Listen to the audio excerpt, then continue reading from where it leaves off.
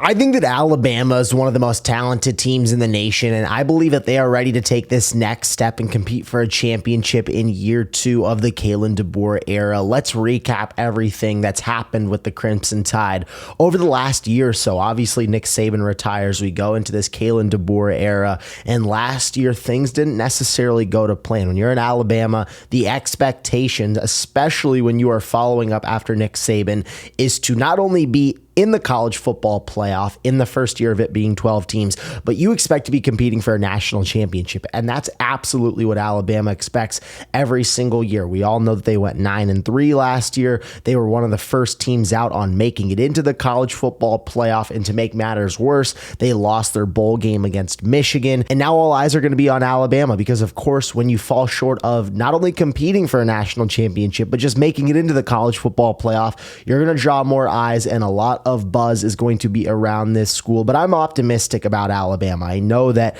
it's going to be a big year for Kalen DeBoer and company. They have a new quarterback that they're going to get some run with. What does this Alabama team look like with some unknown? That's kind of scary for teams. And I think for Alabama, they're going to be a lot better off than what they were with last year, and I'm excited for this team. I think they're going to prove a lot of people wrong. I think we all understand and expect Alabama to be a contender every single year because that's just the type of pedigree that this program carries. But I'm ready to take it a step further and say, no, this Alabama team, they can contend for a national championship, and here's why. Well, this offense, first of all, might be one of the most talented in the entire nation. Yes, we don't know what the quarterback position is going to look like with Ty Simpson. Now, he's going into his 4th year. He's going to be a redshirt junior, but he's had a lot of time to develop, and he's had a lot of time to learn under these other great quarterbacks that have been at Alabama. And this has been a trend that we've seen in college football at the quarterback position, where these guys are saying, okay, we're going to stay an extra year, or we're going to stay put because we want to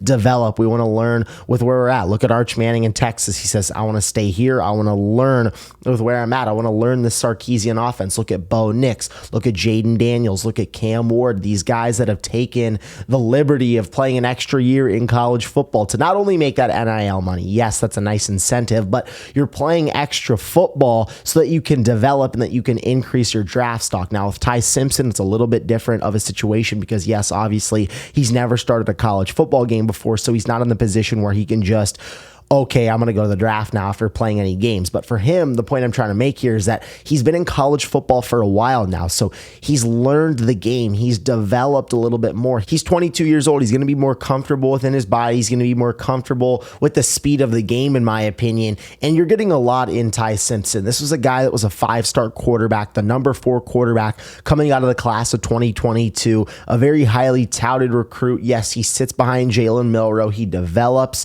with Nick Saban for a few years now with Kalen DeBoer, but ultimately he stayed put and he's getting his opportunity. So I think if you're an Alabama fan, you've got to be very happy ultimately with the mindset that Ty Simpson has taken. A lot of quarterbacks would immediately leave a program if you're a 5-star, one of the top quarterbacks in the nation, if you are sitting for 3 straight years. He sat for 3 straight years. Now he's ready to play. This honestly reminds me a lot of Brian Robinson. He sat behind all these great running backs at Alabama, finally got his opportunity and burst onto the scene. I think we could see something really similar here with Ty Simpson, and the offense around him is going to really help him out. This is one of the most loaded offenses in all of college football. We can start up front with the offensive line that's headlined by Caden Proctor, one of the best left tackles in the entire nation, who's going to be one of the top draft picks for this upcoming NFL draft. You also have center Parker Brailsford, who's one of the top centers in the entire nation. You also have one of the top right guards in the country in Jaden Roberts. Those 3 guys all came inside of the top 10 positional rankings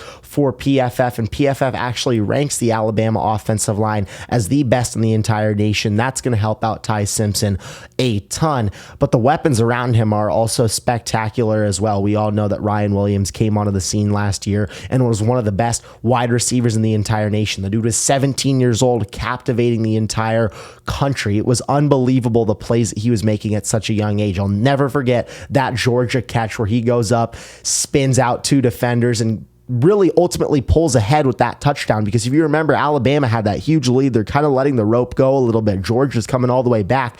Milroe hits Ryan Williams, and they have to go get this touchdown if they're going to go win the game. Ryan Williams delivers. He gets it done. For a 17-year-old, he was unbelievable last year. The dude could have been 21, and he still would have been one of the best receivers in the nation. I think you could make a serious argument that nobody was better than him last year in college football outside of Jeremiah Smith. And of course, we get the luxury as college football fans to watch both of these guys continue to develop as they were both freshmen last year. Ryan Williams is, of course, headlining this receiving core. He's going to be awesome for Ty Simpson to throw the ball to. They also have a receiving core that's really well rounded out. You have Jeremy Bernard, who was pretty sensational last year, considering the passing offense wasn't anything to marvel at for Alabama. He had 50 receptions, nearly 800 yards, and 2 touchdowns. And they also got a nice little transfer piece in the portal to really round out this receiving core.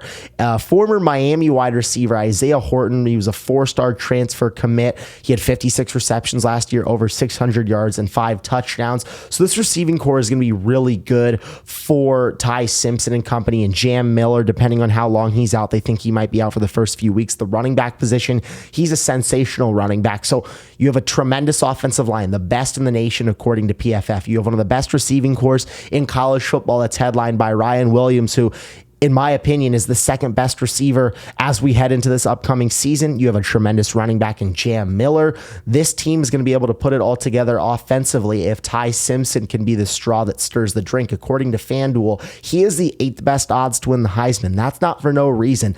There are legitimate expectations, not only for this Alabama team, but for Ty Simpson to lead this team to the national championship, to get this team into the college football playoff in year 1 of the Kalen DeBoer era, and potentially throw his hat in the ring to be a Heisman contender, which I don't think is unfair to say at all when you have that type of talent coming out of high school. And I would say one of the reasons that I'm the most optimistic is because of the mindset that he took. He said, no, I'm not going to transfer. I'm going to sit back and I'm going to learn.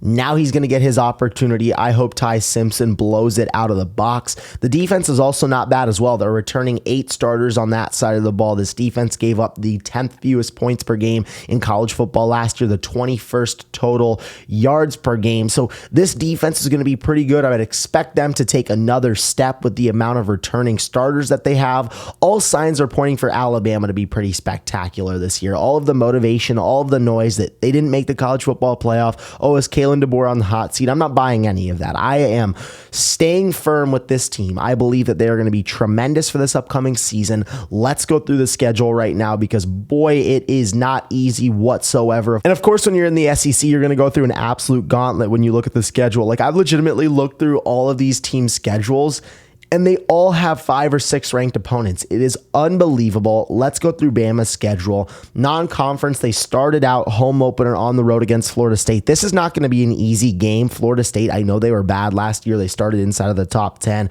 They are going to be much improved. I expect Alabama to win this game, but I would expect it to be a lot closer than many people think. UL Monroe, this should be an easy win. Wisconsin at home, that'll be another easy win. They'll start 3-0 by no surprise. And man, they waste no time getting into this SEC schedule. They're going to play Georgia on the road for their first SEC opponent. I feel like they normally play them a lot later in the schedule. I don't know why they're playing them so early on, but this is going to be a really tough game. I would expect Alabama to ultimately lose this one here. I just think Georgia's also going to be really good. This is 2 Titans clashing. I think Georgia, because it's the first SEC game, they're going to be at home. I think they're going to have a major leg up over Alabama, but I'm going to have Alabama losing this one here. And I would say that they bounce back against Vanderbilt. They'll bounce back against Missouri. They will take care of a Tennessee team that has some uncertainty with a new quarterback. Alabama at this point will be 6-1 before they head into a really tough 3-game stretch, to be quite frank with you guys. They're going to go on the road against South Carolina, against Norris, Sellers, and company. I would expect this to be a letdown game. I think they lose this one. You're looking at a 6-2 Bama squad before they go into the final 4 games of their season. They're kind of at a similar crossroads with where they were last year. You've got to beat this LSU team if you're going to take another step for the college football playoff. Like, I could see a situation where you have maybe a 9-3 SEC team that gets into the college football playoff because of how tough the SEC is, but Alabama doesn't even want to put themselves in that position. And luckily, They're going to have LSU at home. I don't think LSU is as good as everybody's saying they are. I know that they're inside of the top 10 preseason. The same thing happened last year, and they were outside of the top 25. Yes, Garrett Nussmeier is one of the top quarterbacks in the country. I think Alabama's going to win this one. I also think they will beat Oklahoma the next week. Oklahoma's going to be really solid with John Mateer and company, but give me the Crimson Tide to move on to 8-2 at this point. They get a really nice, almost bye week against Eastern Illinois. I hate to say it, but that's absolutely true. They have to beat Auburn here. They have to beat Auburn. They have to go 10-2 to make the college football playoff. You don't want to be 9-3. You do not want to be 9-3. Hope that the committee gets you in. No, Alabama is going to take care of business against Auburn, even though I do expect them to be really solid this year and potentially even be ranked at a certain point. Alabama's going to go 10-2. Brutal schedule.